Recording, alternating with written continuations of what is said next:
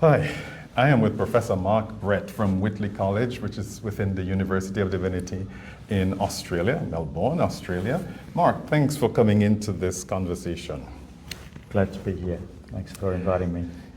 So, Mark, you have been a biblical scholar for a very long time in your life. You've done some very extensive things. I am interested in your journey. How do you move from some of your early life into biblical studies? What interested you? What got you there? And of course, tell us how you were formed as a biblical scholar. Sure. So, because I was raised in Papua New Guinea, that was a white minority population in the black country, moving to Australia was a problem for me when it eventually happened. Yeah. I initially went to Australia as a boarding school, which made it worse. Wow. Because home was Port Moresby, boarding school was a foreign country, full of violent white men. So I really did have some transition issues, and I did an undergraduate degree at the University of Queensland in philosophy and history, but left the country as soon as I could and went to Princeton Seminary in the US, and there I met some senior people from Burma, in particular Anime Sepa, who became my mentor. And so the connections I made in that international community at Princeton in the 80s then influenced my journey afterwards. So I initially went to Princeton thinking I was going to be a philosophical theologian. She was a biblical scholar. She was doing interesting things. So I ended up changing tack, went towards biblical studies. I was interested in philosophy and interpretation because of my philosophical background. I was going to go to Yale to do a PhD. Brevard Charles wrote to me and said, you're a bit too philosophical for American PhD programs. You might need to go to John Rogerson in Sheffield because he has an interest in the history of philosophy and the influence on biblical criticism, and he would be more appropriate. So, I went to Sheffield then, and then taught in England for a few years, and then came back in 1992, which was the year of the High Court decision in Australia, the Mabo decision, which acknowledged native title for the very first time. So that was a nice synchronicity to come back to Australia right in the same year that Indigenous rights were being recognised in a fashion, and from there I gradually turned towards more historical questions, including reception history, the influence of the Bible in the formation of colonial ideology. So I do both historical studies, ancient world, and reception history and influence of the Bible. Yeah, which is a good way because to talk about some of your very foundational work and publications. I was always impressed with your work in Decolonizing God. It's been a very helpful work for me because in that work, what I think you're doing is, as you describe it, kind of decolonial work as well as historical stuff, looking at the questions of formation. Of course, you hide a lot of the technical stuff from the readers. I do. The readers. Yes. So, was that your dissertation, or that became subsequent to some of the additional stuff you did? My PhD dissertation was actually published by Cambridge University Press, and it was on philosophy, interpretation, and canonical criticism. So it was an analysis of the antinomies in Brevard Charles's methodology. Oh, really? Plus substantial discussions with Gardner and Habermas, the philosophical kind of companions to what I was trying to do. No, Decolonizing God was written in the years that I was a native title policy officer. So I was working in the political space 4 days a week, teaching Hebrew Bible 1 day a week. As a kind of in-between person, policy officer, for the Traditional Owner Land Justice Group in Victoria, as we initially lobbied the state government and then went into a formal negotiation process for a whole year, out of which became a policy framework, which then became the foundation of the Traditional Owner Settlement Act in Victoria, which is the legal framework for resolving native title claims in the federal court by alternative negotiated means with larger outcomes possible in the state environment. It's very complex law, sits between the state and the Commonwealth government. My job was to talk to ministers and tradition owner, family heads, and to go between the legal spaces. So I wasn't a lawyer, I wasn't an anthropologist, I was just the go between. Yeah. And that was the lived experience, if you like, that motivated writing Decolonising God. Wow. But that book, which was hiding a lot of technical details for reasons that were clear at the time. Yes. Then lots of the components of that book were completely redone in my book in 2024 with OUP, the Indigenous Rights and the Legacies of the Bible, from Moses to Mabo. Yeah. But it does seem to me, from what you're describing there, you are getting, for want of a better word, primary sources on some of the stuff that you're doing in those books, because you do reference a lot of the Australian context in it. Yeah. So was that unwittingly put within this context of research to write these books, and or there was some intention there? So I felt, as a white person, I had to do the political work and engage to the greatest possible extent in being part of that legal process back 2005, 2008. And then the scholarship flowed from there. So it was a backward, it's partly biographical, it's partly being in the right place at the right time for that political work, and then coming back from there and doing more historical work, so that the scope of Indigenous Rights and the Legacies of the Bible, the 2024 book, is much bolder, more ambitious, in that I just read a lot more 16th century, 17th century, 18th century sources, and because they're all out of copyright, I could just download them, do word searches, look for biblical references. Wow. Went up to the National Library in Canberra and got a few things that weren't available digitally, and did a lot of slog and a lot of online work that I couldn't have done back in 2008. But at the same time, I was in dialogue with German historical critical scholars who were open to what I was doing, even if it's not their field. So I was developing contacts with the Asian Society of Asian Biblical Studies, the Oceanic Biblical Studies Association, local Aboriginal activists, and talking to German historical all at once, which means that there's a lot of cross currents and stormy seas, but I've tried to navigate them all. Well, I think you've done it quite successfully, and that confluence of interest is what has always fascinated me about your work. The way that you can shift fluidly between all of these different conversation partners and so on. So it's you said there were stormy seas. Have they? You've survived, so you're going to tell a story of survival. Tell us what that has been like for you in your scholarship and your teaching, like moving between these different places. I think part of the gift of having been located in Melbourne since 1992 is I had a stream of Islander research students, a number of them from Samoa, but we were also blessed by the presence of Sione Havea, who was agitating in the region, and Monica Melanchthon, who was running the Society of Asian Biblical Studies for quite a long time, with Benny Leo. So we had a lot of local traffic, and it was scholarly work that was trying to open the possibilities for people in the region. But Monica and Sione are great examples of people who constantly were going backwards and forwards to SBL, trying to find the spaces there. So I did that a bit. I was on the Ancient Israel and its Literature Series board for a while, and from there I went to General Editor of JBL for a few years. And those years were kind of troubled years, in that a lot of politics of academia in America sort of came to a head. And so, rather than renew my term, I negotiated the reconstruction of the general editor position, so that we had general editor and associate editors. So when I left, we made sure there was not a single white man in that mix. But as we know, still 80% of the papers are going to come from white men. But we can make incremental adjustments. And you can have nice people, illuminated, edified individuals, but we still got systems and inertia.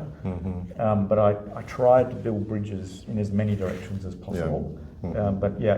After 3 years, I'd really had enough. I thought, we've got enough battles back here in Australia. I'm not going to stay in that general editor role for any longer. So one of the battles, I don't know if it's a battle, but one of the things, your passions in Australia is Indigenous biblical scholarship. Just kind of describe what that has been like over your career and where it is at. You know, where you come to this point in your career, what you feel has been achieved. Okay, so that's a really hard question to answer, and I wish my co-conspirator Naomi Walker here, she would have a different view. But we have managed to collaborate for basically since 2014. We had a conference at Whitley College, my college. She came along and we met with a number of Aboriginal elders, and there was a kind of groundswell of pressure to collaborate with an international Indigenous network rather than try and do it ourselves. So we worked with Nates from Canada and Turtle Island initially, but then there was a move to try and establish a local School of Indigenous Studies.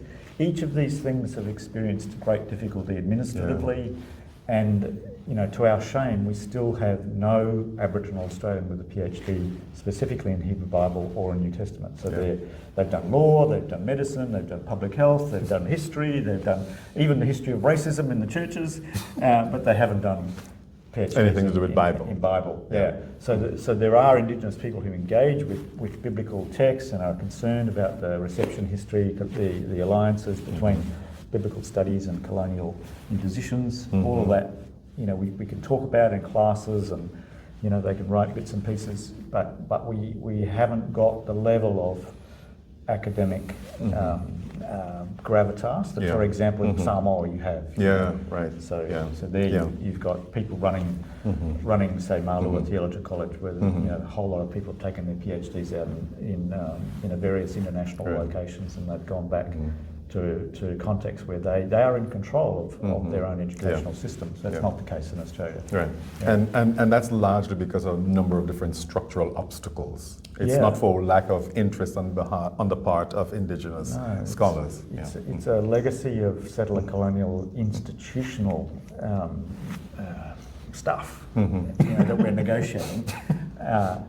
And there are cross currents. The people that theologians celebrated when I came back to Australia were still the Bartian generation, because Bart and Bernadette, they were the ones who showed us the way, how to survive Nazism, and in our field it was von Rad. Look, he tried to support the confessing church. So these were the people we read.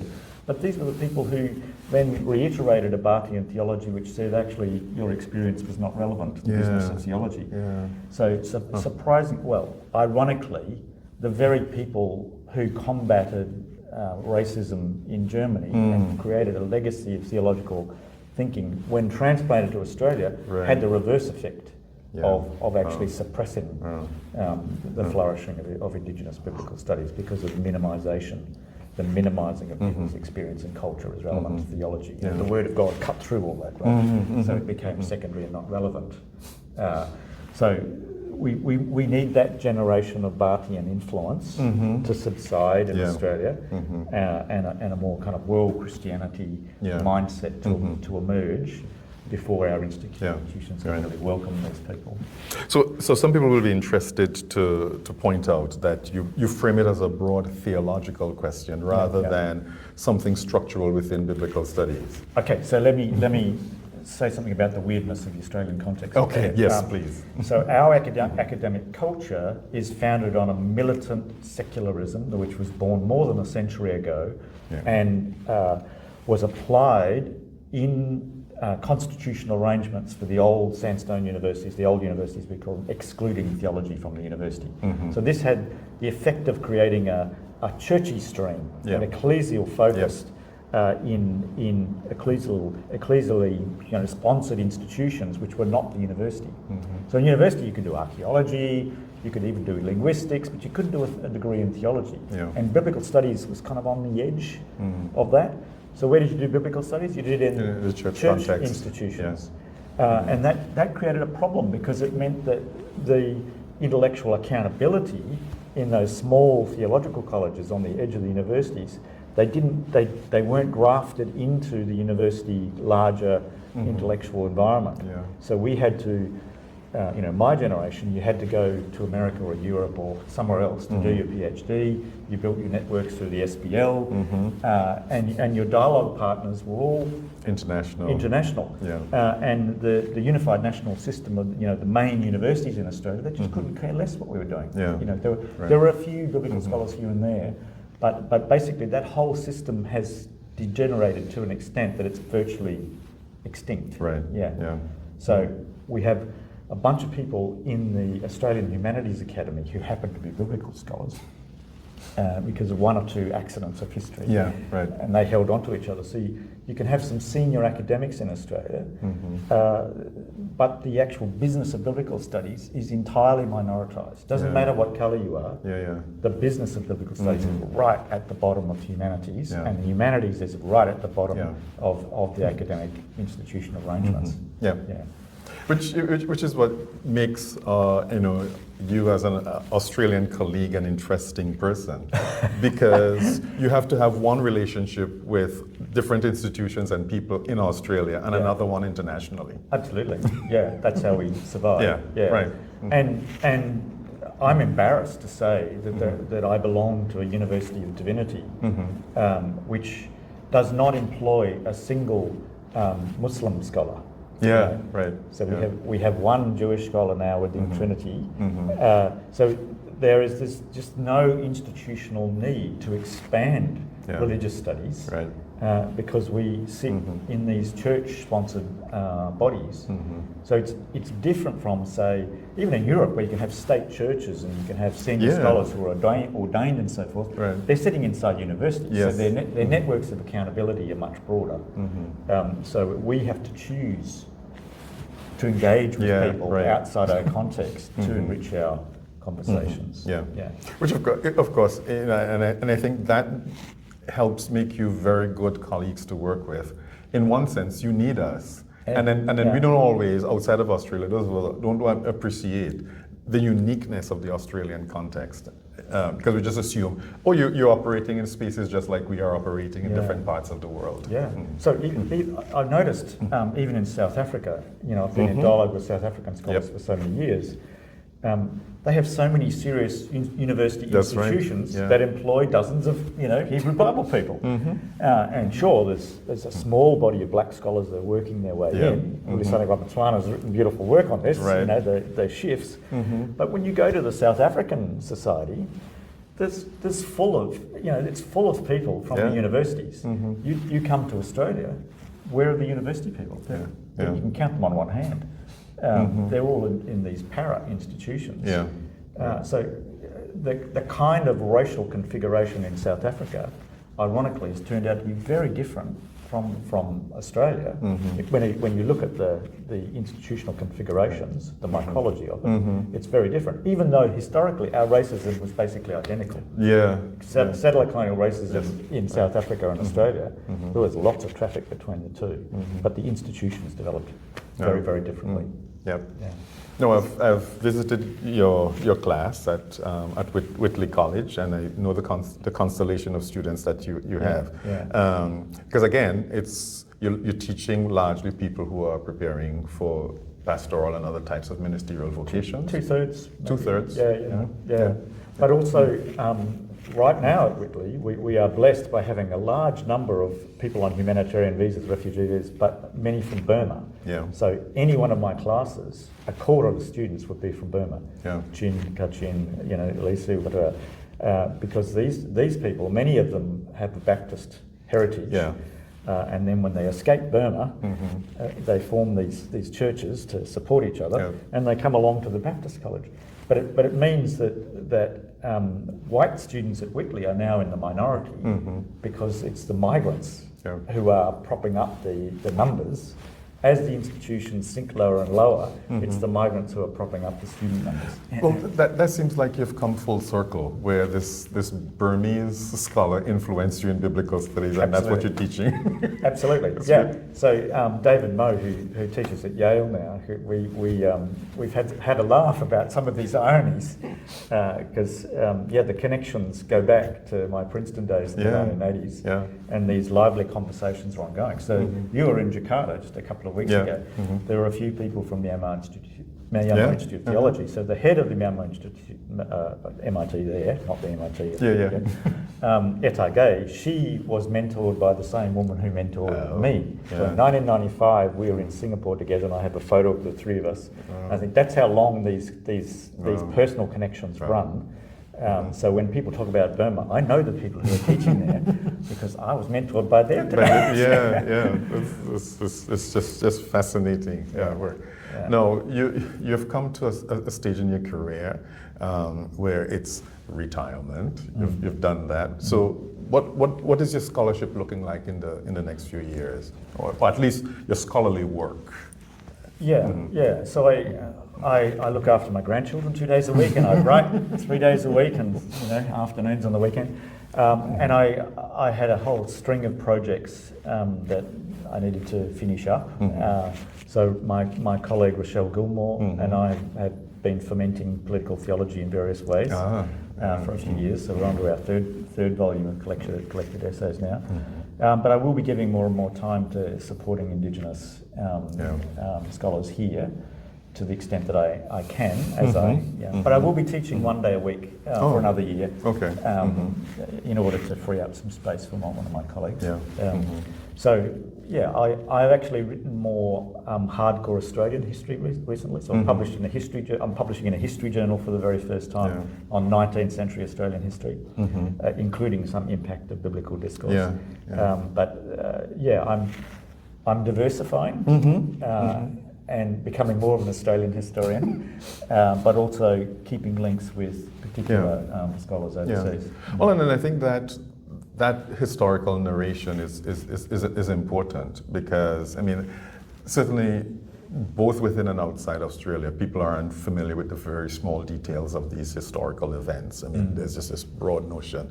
Well, it was the place where you sent the prisoners. But that mentality of Australia as a sort of a place where you send prisoners shaped not just the way it emerged as a nation, but just, I guess, a number of other philosophical cultural attitudes. So things about so one of the additional objectives in my newer book, Indigenous Rights and the Legacies of the Bible, was to show how many of us are familiar with the idea that there was a doctrine of discovery in the earlier modern world. But what I try to show in that book is the impact of the doctrine of discovery in Latin America, in North America, in Aotearoa New Zealand, and in Australia. They're all different. The legal effects of the doctrine of discovery are very, very different. So I'm trying to track the very specific legal impacts. So I read a lot of High Court judgments and court documents to show how the logic differs. There's transatlantic tracking of citations in the common law system. You can cite judgments from the US in the High Court of Australia, and they did. But the effects are different. So I'm trying to be very, very specific rather than just generalise about the doctrine of discovery. Look how it hit the ground in the law. In the jurisprudence, in the High Court, and then in the Commonwealth legislation, trying to hem in what the court system could achieve. So, I mean, I had another question, but what you just said impressed me, because what you're describing is what today we will talk about as transferable skills. That you got trained as a biblical scholar to read text, to have, pay attention to certain details, etc. You've now shifted that to reading legal documents. And it's transferring those same types of skills. Just wanted to put that out there, because some people think, well, what do I do if I just get this degree and so on? You're proving that you can move it into a whole number of other areas. I think there are skills. I mean, my undergraduate degree in analytical philosophy meant that I have a nose for argument. Yes. But then I found analytical philosophy not very helpful when dealing with the details of historical effects. So it's a totally different world of discourse. But yeah, actually, when I was employed for the first time as a policy officer in native title, the principal legal officer interviewed me and said, "You're going to have to go away and read some law. You're going to have to go away and read some anthropology, but that's not the main game. But we'll see how you go." But I did have the skills to read law, read anthropology, see the intersections, and then ask strategic questions about what to do. Right. And it is the case that humanities students do develop certain skills of analogical, critical thinking, which can move things forward, which can, help to create new ways of thinking that, you wouldn't think that's what a biblical scholar should be doing. Yeah. But you can. That's right. If the opportunities arise. It certainly does. So we're having this conversation at the international meeting of the SBL 2026 in Adelaide. And you'd have listened to a few papers as well. Any that stood out for you during these days? So there were a number of wonderful papers. I'm an old man, so I come with low expectations often to some seminars. And usually I come away wonderfully, surprised by new thinking. So, for example, we had Rissel Wallace, who's an Indigenous man from Taiwan. He gave a couple of papers, and I've known him for a bit, but I hadn't seen him give a paper, and it was lovely to see some parallel initiatives and thinking and struggles with Aboriginal Australians and Islanders and so forth getting together. So that new conversation being generated between Islanders and Indigenous people in our region was very encouraging, and I really appreciated Wongi Park slogging out for 5 years doing a 2-volume project on whiteness studies. So I remember working with him initially. He was saying, well, where are the Indigenous people that I can connect with? And so I directed him to Nate's, and so he made his best efforts to build this enormous project. And he's a young scholar, and he says some stuff that I disagree with about, historical critical method being evil. Don't agree with that, Wongi. But the reasons we agree and disagree are rich. And they themselves, those disagreements can become very productive. Those, I've got Israeli colleagues and German colleagues that still do things that I think, well, that's really interesting. I do have German colleagues that do nothing but, compositional history, which bores me silly. There has to be some bigger research question, rather than which text came first in what order. So it's not that I inhabit totally incommensurable worlds. They look like they might be incommensurable, but actually I'm tracking who's saying interesting things in Germany, who's saying interesting things in Taiwan or Samoa or Israel. And trying to build bridges, or Korea. So we had some wonderful papers from our Korean colleagues from Yonsei University, and they're developing an interest in indigeneity from a Korean point of view, which is different from what's happening in Australia. They're just sorting out the similarities and difference. What we mean by indigenous, how does that work in Korea, in Australia, in Samoa? But these are wonderfully, gate-opening questions. So yes, I come away enthused. My wife rolls her eyes. I arrive at these meetings with very low expectations. I come away singing the praises of younger scholars who have surprised me. It's worth turning up. Thanks for that plug. for it. We've been having this conversation with Professor Mark Brett of Whitley College at the University of Divinity in Melbourne, Australia. Thank you very much, Mark. Thanks, Steve.